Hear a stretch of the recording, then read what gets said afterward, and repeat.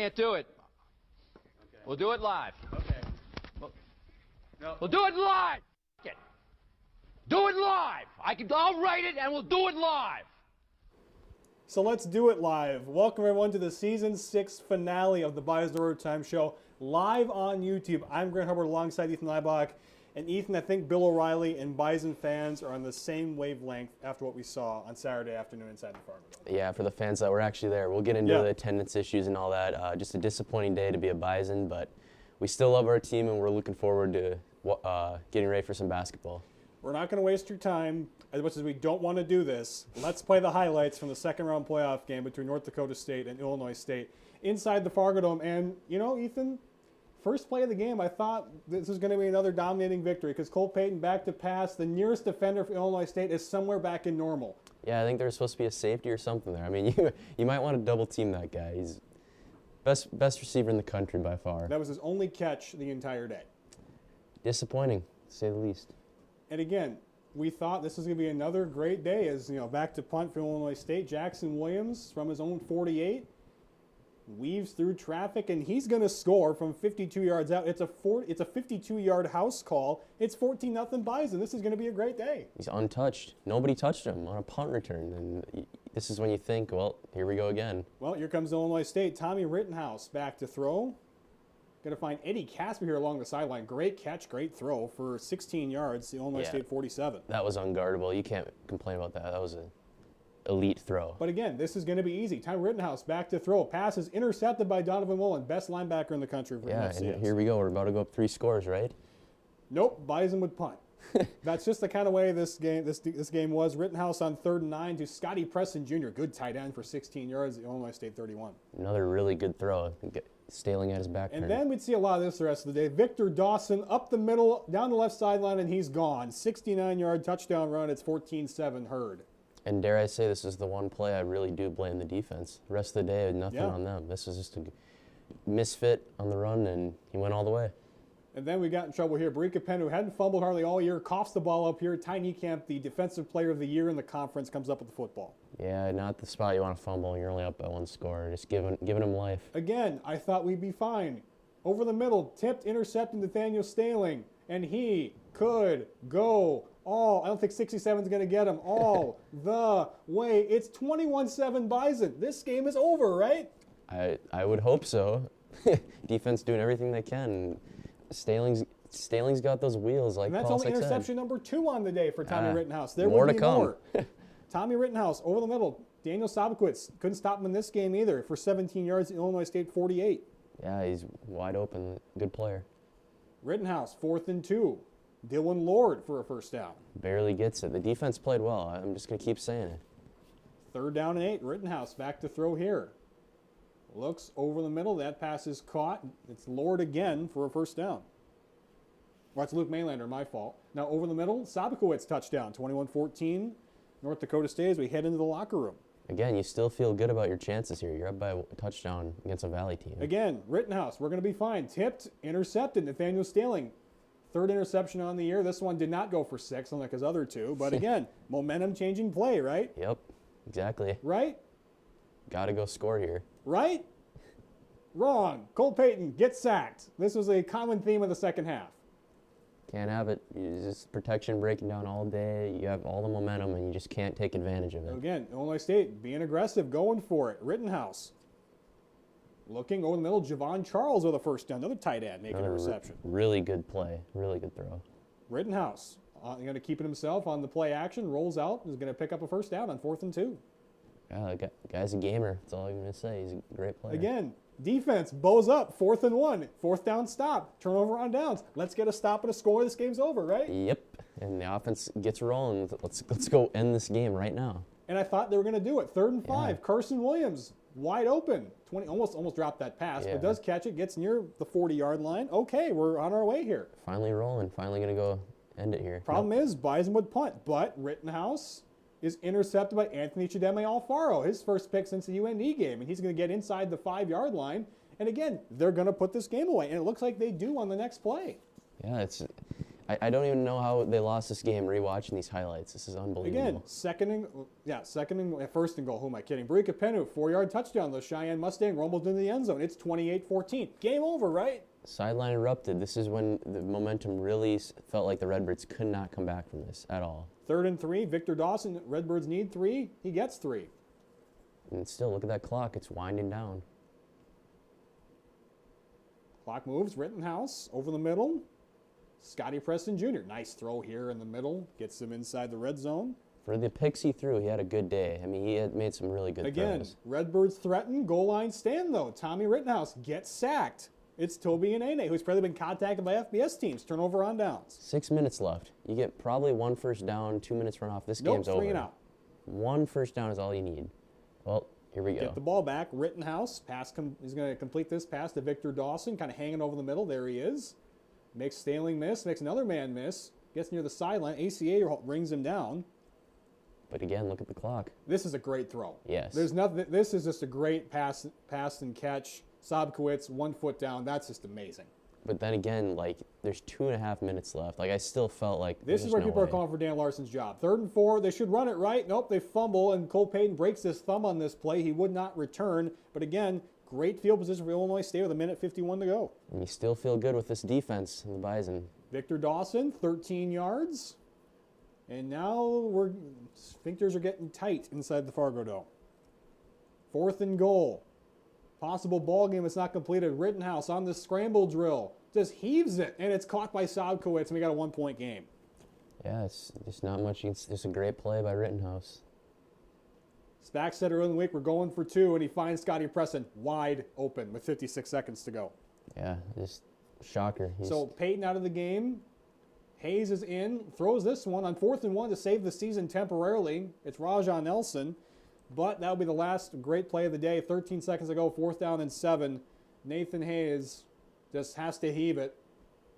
It's incomplete, and that's how a 12-0 season ends for NDSU. They lose it 29-28. Just an unbelievable game. I never want to read these highlights again. You know, it's just get rid of them. Get them off. Get out of here. I'm done with it. I mean, I just want to say this right now. If you're Illinois State, you should be hanging up this stat sheet in the office, frame it, and it should be behind Brock's back every time he does an interview from here on out. This was outstanding. What they did was incredible. Yeah, I don't know how to describe the feeling because in 2016 when they lost, I was 11 years old. I bawled my eyes out. First time I'd experienced a Bison loss in the playoffs. 2022 in Frisco, kind of felt like they were losing. Whatever. 23 in Montana, it was like okay, whatever. We're not going to win in Frisco anyway. This team, 12-0. Obviously, we'll get into it, a little deceiving 12-0 record. Losing to a team that you just beat by 17 earlier in the year, and you probably should have lost by more than 1 point in this game. It's hard to put words together to describe. But you look at the team stats, Illinois State was the better team. If you throw up the statistics on the screen when you guys have a second, look at the stats. I mean, Illinois State was the better team. More first downs. They held the Bison to 59 rushing yards, 4.4 yards per carry, almost 500 total yards. They got to 422. They could have more third downs, and they held the ball for 42 minutes. Yeah. I mean, other than the 5 interceptions, they were the better team the whole day. Yeah, I hope Grant Olson knows how good of a game he had other than that one run from Victor Dawson, because if not for a pick six, if not for a couple of those turnovers, I mean, they had 2 goal line stands, and they had a pick six, and they still lost. It's unbelievable. I don't think Illinois State, other than that long run, had a good day on the ground either. They just, the field position game, and it goes back to the offense not being able to pick up first downs. If you have to punt, okay, but you got to get first downs to change field position, and they weren't able to do it. 17 minutes is just unacceptable. But they were methodical. Yeah, they were. Illinois State was methodical in their drives. The Bison could not string drives together. Illinois State, again, it was 4 yards here, 6 yards here, 15 yards here. They were very methodical. Rittenhouse was the gunslinger in the OK Corral. He slinged it all over the place. Again, as we see in the stat sheet here, he threw, let's see, what did he throw for? He threw 52 passes for 249 yards, 3 touchdowns, was sacked once in the 5 picks. And he had a pulled hamstring, as we found out later in the press conference from Coach Spack. So it's nothing short of amazing how they, again, I just tip my hat, you clap your hands for Illinois State because they deserved it. They were the better team. And it's just, that's all you can say about it. So I got in my car after the game, I'm just like, I guess I'm not all that mad because they got outplayed by a better team. They did. I mean, better team. I mean, the Bison, let's face it, they probably won the game 7 out of 10 times. They won it 9 but out of 10 times. Looking under the yeah, they just played bad. So the Bison still clearly are one of the best teams in the FCS this year. They just played terrible. So yes, but yeah, Illinois State deserves everything that they got. So 4 days removed, you know, obviously the night of the game, the day after you're a little heated, you don't want to talk. Now we can have a calm conversation about this. Either Cole Payton was slightly dinged up or the play calling just was unacceptable. Now I'm not going to throw shade at Dan Larson. Cole Payton didn't run the ball on a design run more than once or twice. He clearly was a little dinged up. So you might want to consider putting Nathan Hayes in at some point a little earlier. I don't know. That's just me. And then the offensive line, we got to this. I mean, the offensive line was outstanding from 2011 through about 2022. 23 a little bit. And we're not going to throw shade on Matt Entz, but the offensive line recruiting was much to be desired. So that's kind of been in effect these last 2 years. And last year, they won the national championship of a product of seniors, leadership, and coaches. And Cam Miller was unbelievable. Cole Payton, as much as we love him, he was a first-year starter, so he's not going to be perfect. So, and it sucks for Colt because he stuck around for 4 years and he deserves to go out on top. And Logan Kopp and Bryce Lance, they had opportunities to leave for money and they didn't. And yeah, that's what I got. I feel bad for the seniors. Yeah, I don't want to throw it on Dan Larson. I don't. The one thing it was the same running play. I guess that kind of surprised me a little bit because they ran that against Illinois State the first time and they got whatever they wanted. This time didn't work. I don't know if they just didn't trust the interior of the offensive line, which is kind of boggling to me because that's the strength of the offensive line. Is Fraley and Empey, and they didn't really run it behind them. Again, we dumped on Matt Entz for a couple years here because he ran the program into the ground. Turns out he didn't. No. Where he did, though, was on the offensive line.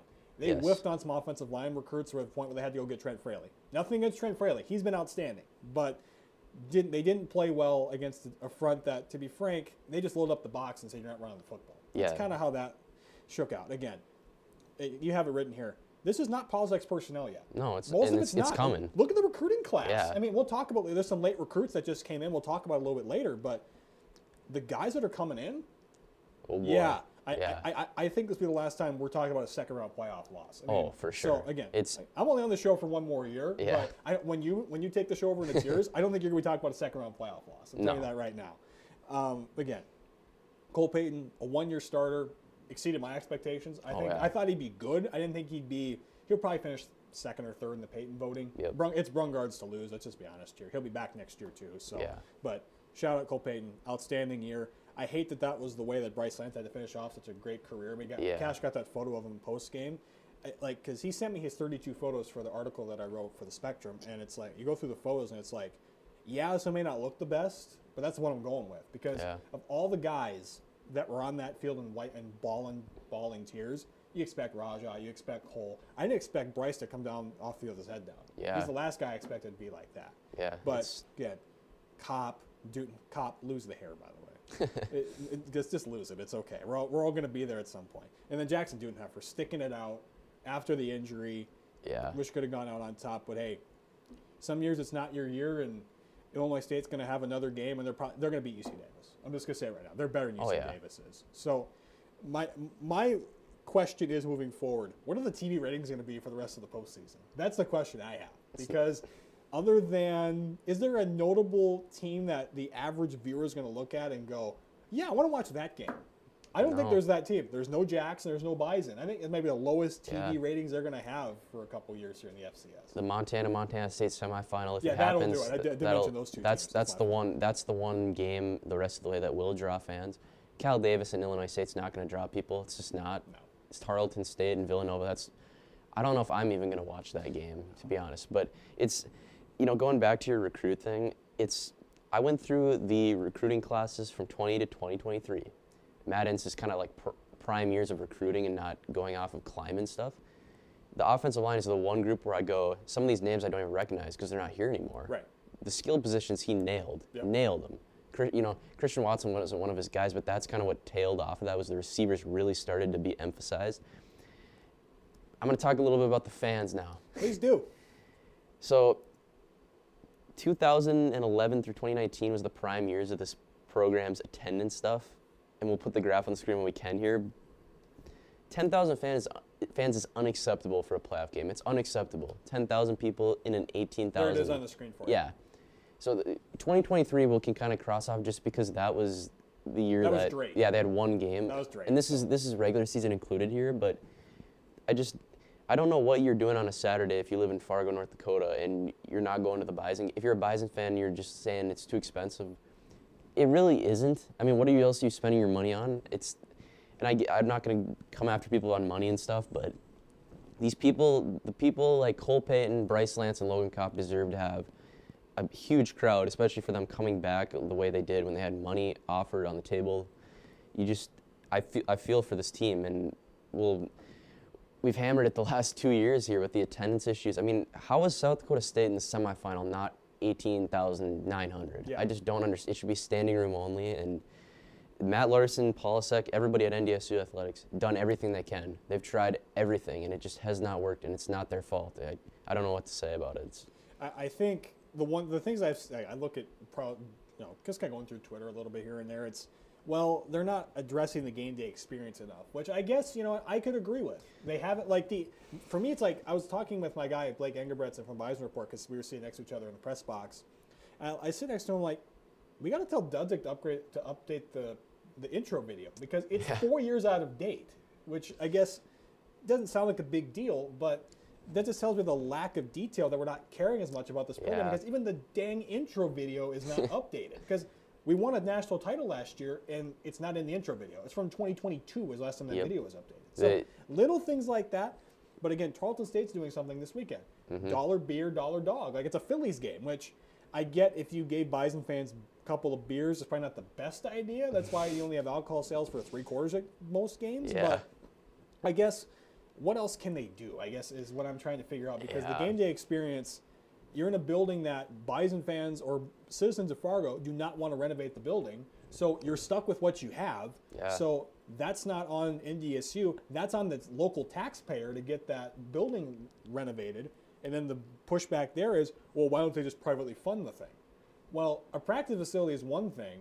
Trying to get, what, $60, $70 million to renovate a facility that is in bad need of what Dom calls TLC, I guess, is much needed. But this graph kind of tells me what I need to know right now, is that if the fans don't support it, they're not going to put their signature onto a ballot to renovate the dome. I guess that's the big thing right now. And there hasn't been a crowd over 17,000 over 18,000 in the playoffs since the 2019 semifinal against Montana State. Trey Lance was playing on that team. Think about that. That was a long time ago. James Madison was in here for a semi. They're in the playoff next weekend, and they did not draw a sellout. And South Dakota State didn't draw a sellout. Yeah. Continue.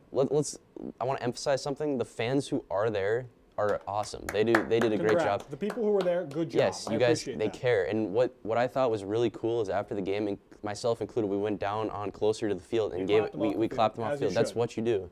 And I was on Twitter last night, and I kind of put out a thing. It's like, one of the coolest moments in this dynasty was 2016 after the JMU loss, when people were chanting, "Let's go Bison," and they were down by 10 with 2 minutes to go. Yep. We knew the season was done, but it was just, you got to appreciate these guys. They put in so many hours, and me and you, we bleed green and gold. We appreciate everything that those players give, and we have high expectations. But the team went 12-0 in the regular season, outright Valley champs. Just acknowledge what they accomplished. So, but yeah, again, the fans that are there at every playoff game, you guys do a great job. And Incarnate Word, when there was 10,000 for a semifinal, they were awesome. That was depressing. But it was depressing that. Just get in the seats, man. I just don't know what else to say. Going FBS is not. If you're worried about that, support it now, because we don't know how many years we have left here in FCS. Look, I'm just going to read I posted something similar to you. Yeah. It didn't get nearly as much viewership. I don't care about the viewership. I'm just going to read what I said. I said, I'm not disappointed with the Bison. 10,464 fans is what is disappointing. It's baffling to me that a C instead of a B is what's keeping people away from the Fargo Dome. It shouldn't matter who the Bison are playing. Bison Nation should support this team no matter who the opponent is. I continued.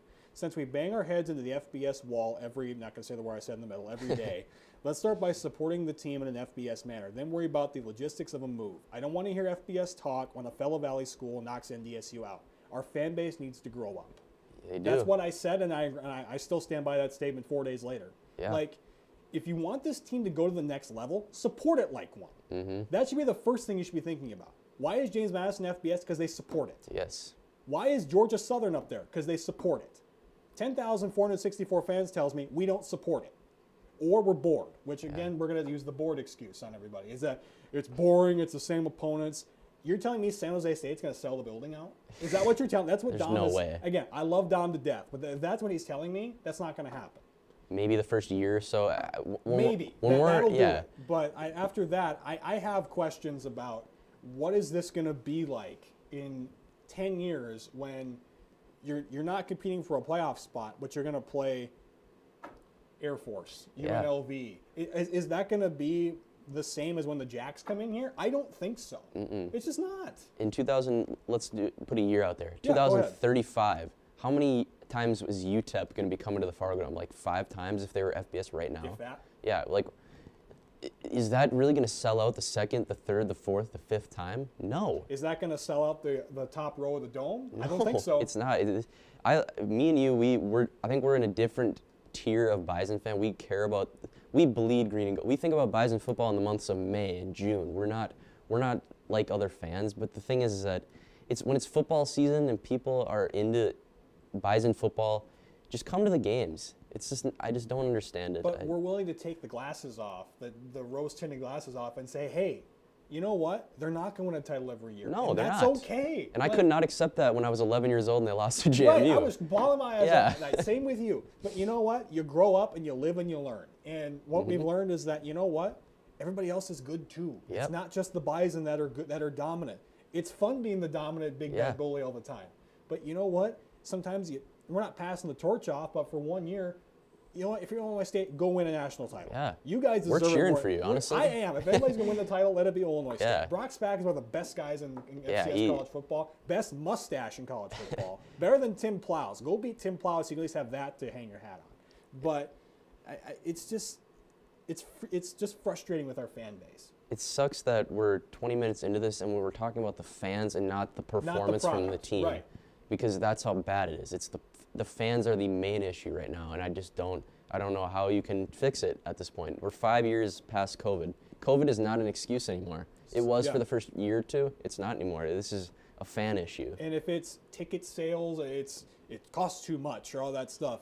If you support the program, you're going to shell out the money to watch the program. Yes. I don't care. WDY gets great TV ratings. I'm a part of that broadcast group. Part of my paycheck goes into that. I get it. But that doesn't mean I don't want you to. I want you to be in the building. Being in the building, watching a game in the stands is always better than watching it on television. The experience is what matters. And it's also student section. We're in the student union here. That's where we film this show from. We got to be there too. Yeah. Not just the people who are in their 60s and die. Remember when Jeff Bencham was the quarterback? He was awesome, and they're still coming. Like I remember watching. Like we talk on the field before games, both of us, and there was. I'm not going to point out anybody specifically, but it's the group of people that have those seats in those first 5 rows. Yes. I'm not going to point out anybody specifically, but these people who walk down the stairs slower and slower every year. Yep. There are fewer and fewer of those people every year. And those are the people that care about this program like we do. Yeah. And there are fewer of those every year. And the amount of blue seats are going to keep growing and growing and growing until something gets done. Is it FBS? Maybe.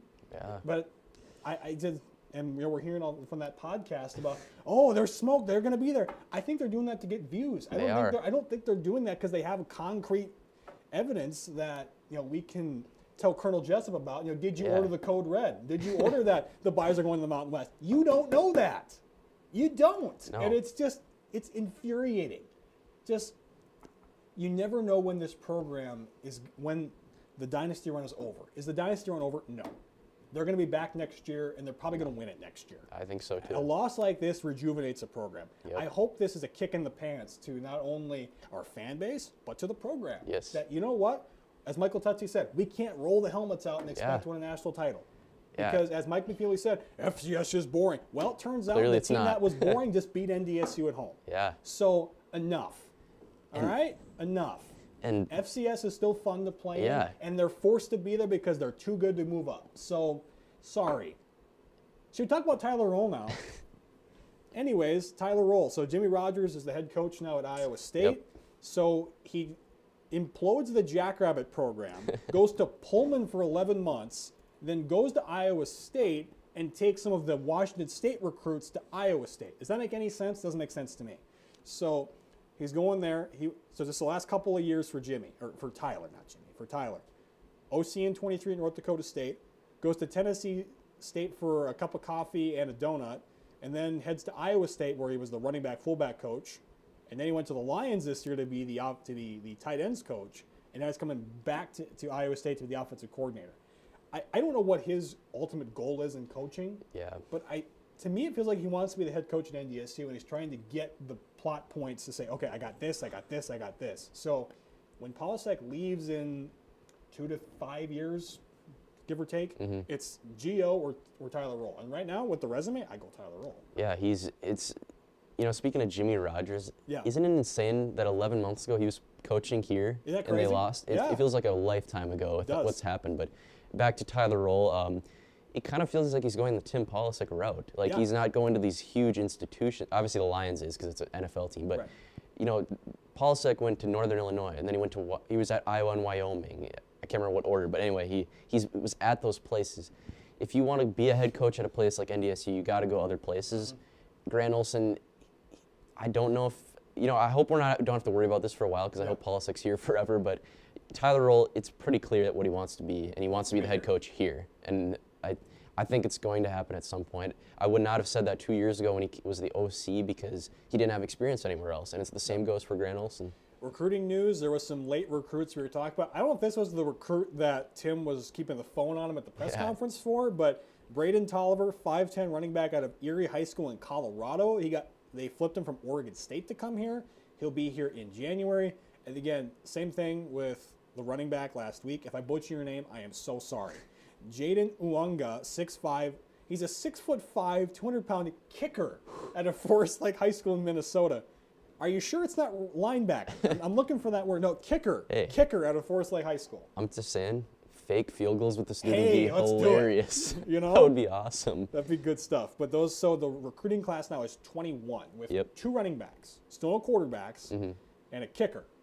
Because Eli Ozek's not going to be here forever. Please stay as long as you can. Yeah, we love you, Eli. Stay here. I wish you would have gotten a chance, man. Kick like a 60-yarder at the buzzer. That would have been awesome. But 10,000 people would have gone ape.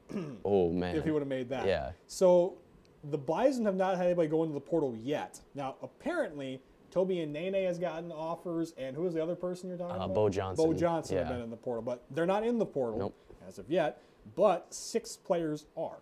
Yeah, so UND kind of got gutted. I'll use that word. No. Sawyer Seidel, all-conference running back, leading rusher. If you don't know him and you watch FCS football. His brother attends the University of Minnesota, so he may be a gopher in the coming weeks when the portal opens. I would be shocked if he's not Power 4. He is elite. So they lost their leading receiver, BJ Fleming. Bison saw a ton of him. Kaminsky was thrown his way left and right. He's a good player. And he came in as a transfer, I believe. So this Northern is Arizona. Yeah, a little surprising. But he's got 1 year left. Sawyer Seidel has 2 years left. And arguably their best defensive back, Antonio Blewett. He's a first-team All-Valley guy. Well, Antonio Blewett blew out his knee. Yeah. I'm sorry for the pun, but he got an air cast out his knee against UND and didn't come back this year. So we'll see who his suitors are because he's coming off a major knee injury. That's going to be a tough one. He's got 2 years left. So we'll see. Yeah, I kind of feel like you should go back to UND and then build your stock for the last year if you're doing that. But anyway, UND got gutted a little bit. Jalen Lee, he was all-conference member from South Dakota State. He's a safety. He led the team in interceptions. He's got 1 year left. We'll see what his market is. And then Jaden Craig, Harvard, all-time passer. He's going to try to chase the money with 1 year left. And then good luck with that. Yeah, backup tight end David Alpers. Not a whole lot about him, but he played a lot, second-string tight end. He's got 2 years left, and kind of hearing he's going to be a Division II There may be some prospect. NSIC offers for him, which is not bad. No. Division II, that's pretty good. He'll probably dominate there. And then there was some late coaching news from the FCS. There's also an FBS move as well. Mercer head coach Mike Jacobs, 6th seed for Mercer this year, lost to South Dakota. We'll talk about that in a second. He's off to Toledo to take that job. And then Sharon Moore got fired at Michigan for reasons. Yeah, we won't say. Let's go leave it there. Again, the FCS, we'll just go through it quickly. Again, you already know about the Bison, Illinois State. Yeah. UC Davis, kind of a ho-hum performance against Rhode Island. Yeah. I didn't watch the game. I don't think you did either. I did not either. So you got unseeded against seeded there, and then Tarleton, they handle UND, and then Nova beats Lehigh. Lehigh is overrated to begin with, but 14-7 win there. Other side of the bracket, we'll go that quickly. I don't think any of these results were surprising. ACU and Stephen F. Austin played a close one, as we expected. Montana State, Julius Davis had more fight after the game than he did during the game, apparently, with Brent Vegan and the Yale players. Good showing by Yale. Way to go, Yale. I give them all sorts of credit for that. South Dakota State scores a 95-yard touchdown early in the game, but only get 22 points after that, so they fall flat on their face in Missoula. And Pizza and Cream may be leaving Brookings, so we're happy about that. And then Mercer, what was that?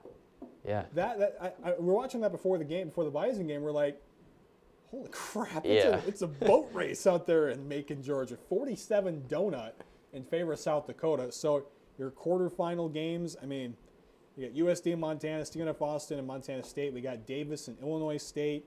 I mean, and Montana State against Stephen F. Austin. Montana Stephen F. Austin. Yeah. So interesting, is what I'm going to say. And then Villanova and Tarleton. I'm sorry, it's a game I forgot, but. This is one of the more bizarre Final 8 that I can remember. Again, no Bison, no Jacks. We're probably going to have one of the lowest rated playoff runs on ESPN's family of networks for the rest of the year.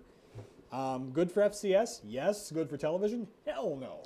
But we'll see. It's gives me like 2020 spring vibes. Yeah. It's a weird situation. But at least in that, there was Sammy, JMU, South Dakota State. I think Delaware was the fourth team. Yeah. So at least those were 4 notable big names in FCS. I think the biggest name are the Montana schools, and after that, it's South Dakota. So, and we'll see. As much as, I used this saying a few weeks ago, as much as things change, they remain the same. Yeah.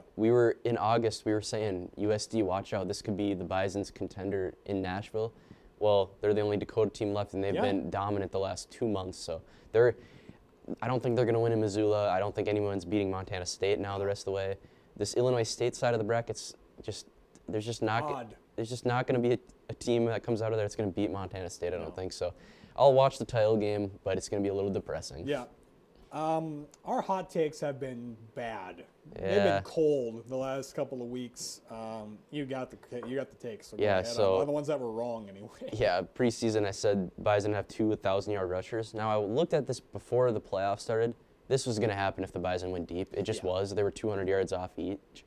Jackson Williams scores 10-plus touchdowns. This one was a huge, Hail Mary shot. He only had 4, I think, but maybe I'll use this next year. I don't know. Maybe you should.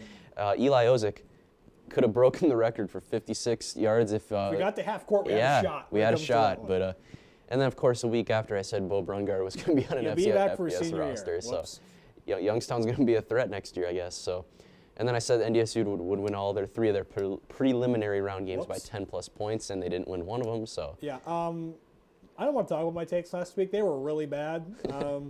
I got to stop doing some of these things. Bison scored 30-plus. Well, they got to 28, so that was close. You should have been right. Illinois State under 16, they had almost more than that at halftime, so whoops. Sobakowicz had 8 catches instead of 5. I got to stop the Cole Payton accounts for more than a couple of touchdowns because it never works. So I won't curse Nathan Hayes with that, I guess. Attendance. It was a hope and a prayer to begin with. I said 15,000. We've already beat it to death. Yeah. 10,000 is just flat out embarrassing. You shouldn't have to have a hot take about attendance. That's how bad it's been. I shouldn't. But you have to. Here we are. Yeah. Ones you got correct, though. So in week 10, I said the Jacks would not reach the semifinals. Well, that was to be expected. Yeah. And the Valley, the Valley would only have 2 teams to reach the quarterfinals. Not the teams I expected, but I was right. Yep. Abilene Christian reaching the quarterfinals. I thought they'd beat Stephen F. Austin a second time. Did not happen. This kind of a weird one here. I thought Nathan Hayes would appear in 75% of NDSU's playoff games, or at least 75%. He appeared in the only one they played. Yeah, so, and if they would have won, he would have played in the rest of the way too, because Cole Payton's done. So, I'm 34% on the hot take so far, and you're sitting at 32. So neither of us are doing too hot. No, let's see what you got this week for the season finale. Yeah, I got the Missouri Valley will not be represented in the FCS title game. Basically, the only way this happens is if Illinois State goes on a hero run. Which they could. Yeah, I don't think USD can win. USD's not going into Missoula. Yeah. I'm sorry, it's just not happening. And they're not going to Bozeman and winning because they couldn't do that last year, so not happening. I got Tarleton is going to reach the FCS title game. They're the best team on that side of the bracket. I could see Illinois State winning, but I don't know a ton about Tarleton, so I guess it makes it a hot take. We'll see. This is my slam dunk pick. I got to have at least one of them. Montana State's winning the title. It's Brent Vegan's year. We thought it was last year. This year. it's this year. It's like if the Bills would have not matched up with the Chiefs one time, they would have finally got that chance. Yeah. And this is how it is this year. And then I got USD and Montana will combine for 70-plus points on Saturday. Montana puts up a 50-burger on the Jacks. They could easily do that to the Yotes. USD, surprisingly, has turned into an offensive showcase all of a sudden. I don't know what's happening because they almost lost to Indiana State earlier in the year. But anyway, and then to positive Ethan coming on the show here, I'm going to go with the Bison are getting back on top next year, and they're going to win the national championship. I just think this gives me 2017 vibes. The fuel is going to be there. As long as the portal doesn't hit them too hard, I think Polisek's going to be fired up, and this team's going to be back. They have a reason to be pushed next year. Yes. I think that's what we're looking at, because do they really have anything to be pushed by this year? Nah, not really. They were the defending champion. The Jacks got gutted. South Dakota got gutted. UND was on its way up. You beat them anyway. Yeah. I mean, there wasn't a lot for them to look forward to this year. Yeah. Now, you go into this year. Oh, man. The next year, all 3 Dakota schools are back on the schedule. You go back to the Alaris next year. The Illinois State game is a Harvest Bowl home Circle that game. Circle that Oof. thing. I want a sold-out student section at the very least. Yes. Please show up for that game, for God's sake. The schedule next year is so And favorable. they go to standby at night. It's going to be a night game on Halloween. Yeah. Let's just assume it's a night game on Halloween at the Ice Castle, not the Ice Palace, for God's sakes, ESPN+. So they're not doing any favor. And their non-con is not great. I mean, they go to Incarnate Word. I'm trying to think off the top of my head. They play Central at Arkansas. Central Arkansas. They play ETSU at home. Yep. And then Austin P is the other home game. Yes. So mixed bag. I'd say they'll Yeah. probably be 4-0 in non-con, but The conference schedule is favorable at home. You have to. Yeah. You got to show up. I mean, the Jacks at and home. the Jacks are at home. Yeah. So that's the big one as And well. it's mid-October. That'll be a sellout. Mid-October is the prime time for attendance. We're sitting here on December 10th, and I'm just so excited for next year, just because Yeah. of the fuel I have right now. And I'm not even on the team, and I'm just motivated. I'm excited for next year. Well, if the Bison are in it, there's still an FBS playoff that we can talk about. Yeah. So I think I'm going first, right? Yep. So we're going to pick the entire bracket. I'll keep this quick if I can. I'm going to go, this is going to be surprising. Real shocker here. I'm not picking JMU to win. I'm going to go with the Ducks by 1,000,000. I'm going to take Alabama to beat Oklahoma. OU's got a good defense. Yeah. Alabama's been sliding a little bit. It's a coin flip game. I'm just gonna pick Alabama. I feel a little better about Alabama. We're picking Ole Miss. Do I have to explain myself? I shouldn't have to. I'm gonna pick A&M to beat Miami. I don't think Miami's okay, but they should have gotten in over Notre Dame. But they shouldn't. We can say for once we're done about the review and all that stuff. Yeah. But I'm just gonna go with A&M and feel good about it. I'm going to take Oregon to beat Texas Tech. I haven't seen a ton of Texas Tech. Go Cole Wisniewski. I'm happy he's still playing football and he's still living life good down there in Lubbock. But I like Oregon more over Texas Tech. I'm taking Indiana over Alabama. Can't believe I said that. Indiana beat Alabama in football. You got to That's pinch yourself. 2025, I guess so. We're taking Georgia over Ole Miss. Ole Miss doesn't have a coaching staff. I mean, thanks, Lane Kiffin. Yeah. And then I'm going to take Ohio State to beat A&M. I like A&M. Don't get me wrong. I'm going to take Ohio State. I'm taking Oregon over Indiana. Indiana's not winning this thing. I think they're very good. Don't get me wrong. I think Indiana is a very good program. What Signetti's done is nothing short of miraculous. Yeah. But I think the Ducks are going to get them. Indiana went to Autzen and beat them. But I believe in Oregon. And I think Ohio State beats Georgia. I think this is a great matchup. Yeah. It's like what it was 4 years ago when they played each other before the clock struck midnight. And Jaden Fielding missed the field goal to lose a game. It was in the 22 semis. Yeah. I think I've heard this before. Oh, wait, it happened last week. Yep. And then I'm going to pick Ohio State to beat Oregon in the national title. I like Ohio State and Oregon are two of my if I'm not a Bison fan, I got to pick other schools to root for. I pick Ohio State, Oregon, and Miami. I like those three schools. I'm going to pick Ohio State to win it. Yeah, so Oregon for my picks, Oregon and JMU. I wonder. Yeah, I'll take Oregon. Thank you. Alabama and Oklahoma. This is going to be a very ugly game. Alabama's offense has been terrible lately. Oklahoma has a good defense. I'll take Alabama by a 13-10 score, something like that. Very ugly game. Ole Miss is beating Tulane. Lane Kiffin, whatever. Miami and A&M. This is most intriguing first-round matchup. I'm going to take Miami. I think they win the war in the trenches. I'm going to say Marty Brown has a big day. Why do you think that JMU and Oregon was the night game and not Miami and A&M. That seems like a missed opportunity for television. And this is at 11 a.m. Yeah, I don't get that. The people on the the Maybe West to Coast. make the East Coast team come all the way to Texas for the game. I mean, I don't understand. Sense, well. JMU and Oregon should be at 11 a.m. if anything. This that's a missed opportunity by ESPN. But Oregon and Texas Tech would be a fantastic game. I like Cole Wisniewski, but I got to take Oregon. Oregon's gonna have momentum from that JMU game. Alabama, Indiana. I have no confidence in Alabama whatsoever. Indiana's rolling. Again, Indiana beat I know. Alabama. You got to pinch yourself when you say that. It's crazy. But Georgia and Ole Miss, same situation. I mean, Lane Kiffin's not there, and I don't think they're that great to start with, to be honest. Georgia wins big, I think. Miami, Ohio State, fantastic quarterfinal matchup. I think the war in the trenches would be all time. I just think Ohio State's skilled position guys are just too good, and their defense is unbelievable. I think they win this one. Semifinal, Indiana, Oregon, rematch from, I think, October that game came. I want to pick Oregon. Indiana, there's something about Indiana right now. I think they win this one. They get to the national title game. Again, Indiana in the national championship. Indiana beat Oregon. They were in something that's not basketball. It's crazy. Ohio State, Georgia, fantastic. Again, like you mentioned, that 22 semifinal game.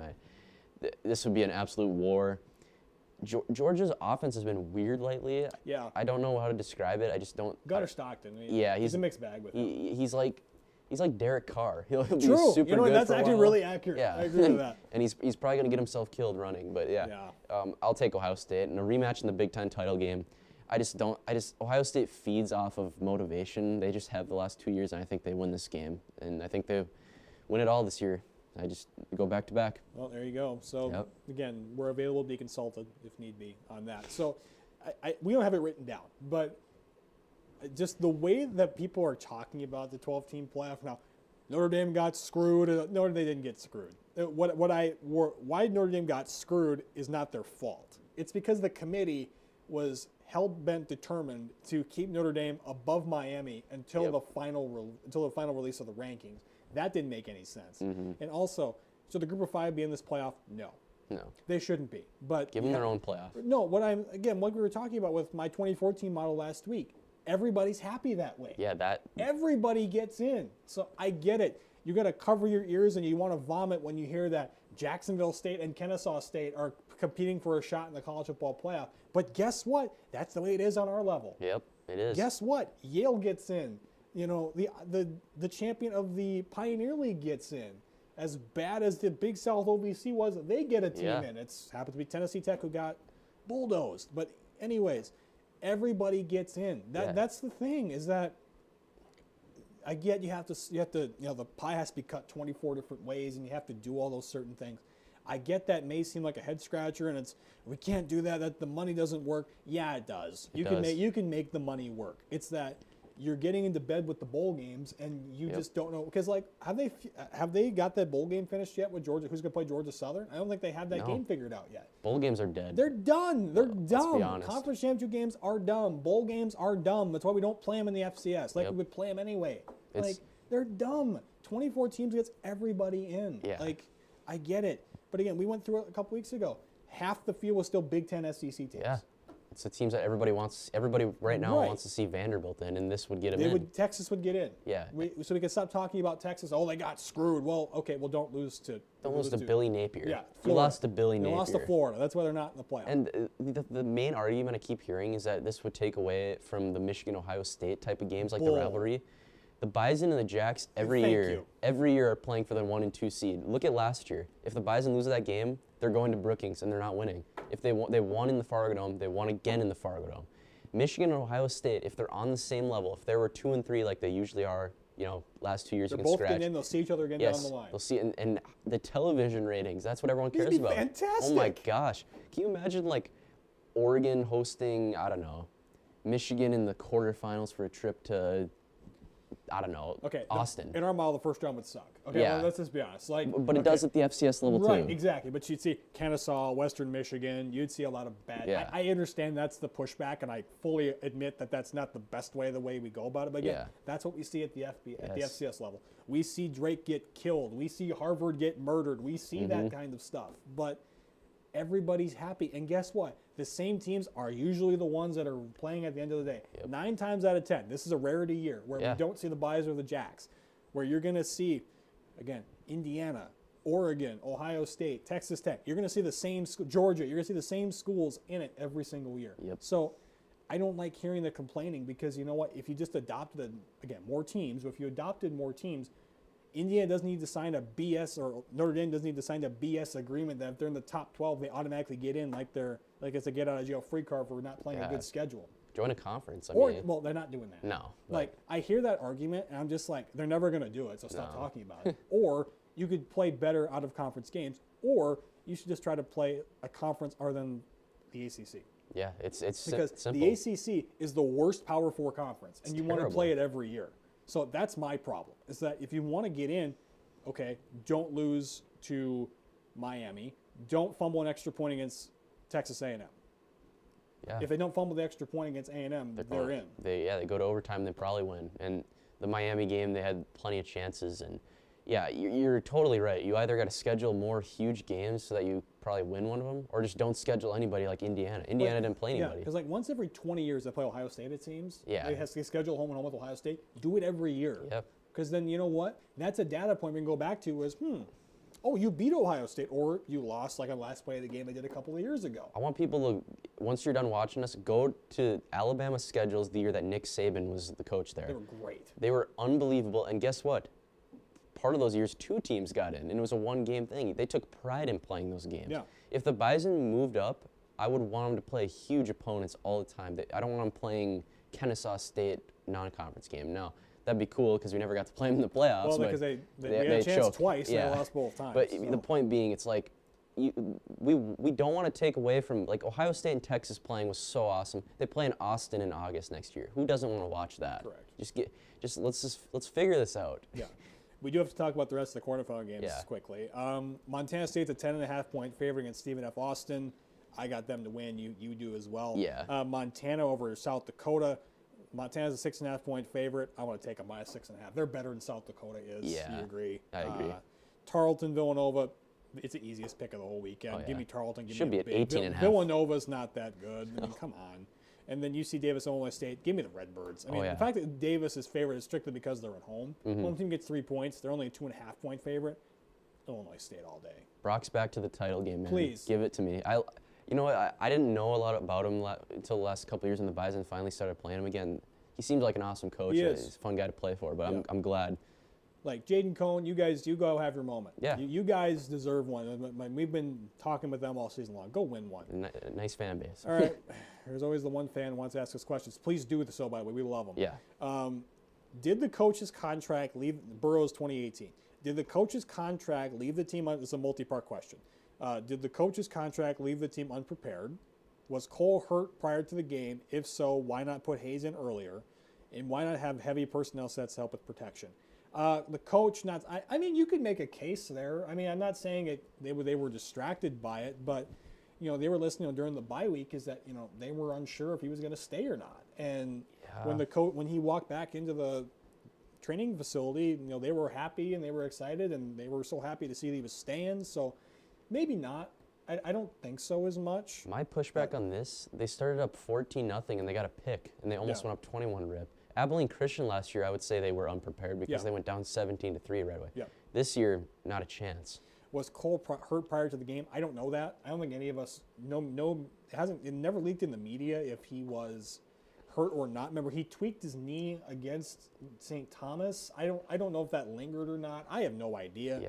So put Hayes in earlier. They didn't put him in. They only put him in because he broke his thumb. That's why. That's why he came out. I think. Again, you don't want to disclose injuries in the postseason. Like this isn't a Chase Mason and the South Dakota State situation. That's a totally different deal. But I don't think he was hurt. Not that we know of. If he was, maybe it was a bone bruise on the knee. Who knows? But we'll never know. Look, everybody this time of year is dinged up a little bit. I think there was something. Like, I don't know. Maybe there had to have been something because there's no way they wouldn't have had more designed runs. Right. It wasn't a huge injury. It might have been like, you know, Easton Stick back spasms back in the day in his sophomore year. Yeah. The Hayes thing, see, I think back to the Missouri State game in 21 when they put Cam in. We still didn't know if Cam was going to be the starter going forward, just to get a fresh body out there, just to see what he can do. I wouldn't have been totally against that if Hayes would have gone in the fourth quarter maybe. But, yeah, I don't know if Illinois State just beat him. Yeah. Why not do some heavy personnel sets? It's a great question. I don't know how we can answer it. Maybe you put some more guys in the line of scrimmage, but again, they were stacking the box. And the thing with Illinois State that we never talked about, Shabon Takuba, great defensive back. I mean, the one play that they went for the touchdown, I don't think Takuba was on him, if I'm not mistaken. I don't think Takuba was on Bryce in that play. And they were playing zone, and the corner thought he had safety help. That happens. I mean, they got burned on it first play of the game. So I think the question I would ask is, did they get complacent after that first play? I think Jax Williams said, we're going to win this game. Yeah. We're up 14-0. We got this. And that's the way they talked about it. And that's what I said in the press conference. And, it came back to bite them. Are they going to have that kind of way of doing things next year? No. I think they're going to take every game and say, hey, we're not done. No. My dad always said in baseball, how many runs do you need? It's always more. More was always the correct answer. So I think maybe they just come with a different mindset. Personnel definitely probably could have helped. I think not running the same pistol handoff play probably wouldn't have worked because they did that a lot this year. I guess that kind of shocked me because it was always under center. It was always A-gap power. Now, again, you have to adapt with the times. I understand all that. But it was the same run play. It was never anything different. There wasn't a lot of trickery. They didn't use Jackson Williams. I think they were saving some stuff. Yeah. And they've done that in the past. They've always seen to do that in the second round. They don't want to use every play they have in the And you have to do that if you're going to try to win it. Right. Because they were thinking, we're going to play Montana State again. Yeah. So and I understand all of those reasons, but who knows? The one thing I'll say about that personnel stuff, I think it was more the fact, I would have liked to see him roll out. Yeah. Not right away. Get away from it's the just, pressure, it's when we get here deep into the third quarter, it's like, okay, this stuff isn't working. We got to go win the game here. Let's roll them out or something. You can't just.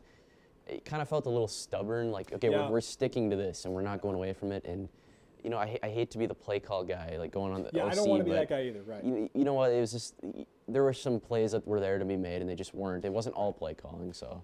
Well, what we're going to talk about more of is more Bison basketball because that's the next hot sport that's in season. So what's to come? Men's basketball, 2 good wins. They beat Montana on the road, 81-72. Montana was the preseason pick to win the Big Skies. That's a great win for them. And then they defeated Northern Arizona, again, the same night as the playoff loss, 69-68. Not the best performance by the Bison men, but they do this sometimes, and they were able to hold on. And again, anytime you can beat a Big Sky school, you take it and you're right with it. Yeah, and it feels like this has been kind of a theme last 2 years where they go 8 minutes without scoring. But then somehow still win the game. Yeah, I don't get that. But the thing about this team that makes them different is that the defense makes up for it. Last year, they couldn't stop people, and when they had those cold streaks, they were done. This year, that's not going to happen. Women's basketball, again, you got to watch this team, man. Yeah. Summer League Big Sky Challenge, they went 2-0. They knocked off Montana State, was number 70, I want to say, in the net rankings, which again is every Division I college basketball school. Yeah. The Bison have jumped up, I think, into the 40s because it's only the Jackrabbits are above them there, and they're now 23 in the mid-major poll. Only South Dakota and South Dakota State are higher in that poll because South Dakota, I think they're still undefeated. Yeah, they might be, I don't know, but they beat them by 25. Now, they had 20-plus turnovers, but again, that's because Montana State presses the living hell out of you, and you can't hardly do anything with the basketball. So winning by 25, kudos to Jory Collins. That's a good win. Then they go on the road and defeat Weber State 79-72. Weber's not great, but again, time difference. You got to travel to Ogden, Utah, different place to play. Yeah. The fact they got out of those with 2 good wins, they're doing something right. Jory has this team playing really well. I tell you what, I wouldn't take it for granted how long Jory Collins is here because that could be a guy that's going to a Power 4 job here in the next 2 to 3 years. This program, 10 years ago, I barely ever went to women's games. I went to men's games. The women's program here was a joke. It was a joke before Jory got here. It was awful. And Jory, the way they're a contender in the Summit League now. You just said it. They're a top 50 program right now. You got to enjoy this team while you got it. Yeah.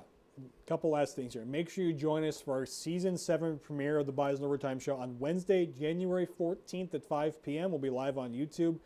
We're going to introduce a new segment called King of the Court with 3-time EDC champion Peter Havelka from Davies High School to break down the Bison basketball team as well as some other topics we want to cover with him as the semester goes on. Each week we're going to cover the updated Summit League basketball standings. We can look at the teams. We'll do that segment with Peter. We'll do some more Q&As if we can. If you got any more questions for us, please send them our way, DM, through posts, whatever. We're going to do we did this last year, our NDSU football season awards. So MVP, Players of the Year, Newcomer of the Year, players to watch out for, things like that. top 50 NDSU players, just some ideas. We've been having some NDSU players of the D1 era, probably D2 to keep you all happy. We'll get some D2s as well. The top 10 teams of the Frisco era, so 2010 to 2024. Spoiler, a lot of Bison teams are going to be on that list. Probably some Jackrabbit teams will be in there as well. And our final show of the spring semester, we'll do our full 2026 Bison football preview. So please watch that when we get to May. Yep. Also, watch our 2 cents of Charlotte and Hallie. New episode coming soon. I think they're taping theirs tomorrow. But the football season may be over, but there's plenty to look forward to this spring at Bison Overtime. Thank you for watching this semester. Season 6 was an absolute blast. We can't wait to be back for Season 7. Horns up and go Bison. We'll see you January 14th. Have a great winter break, everybody.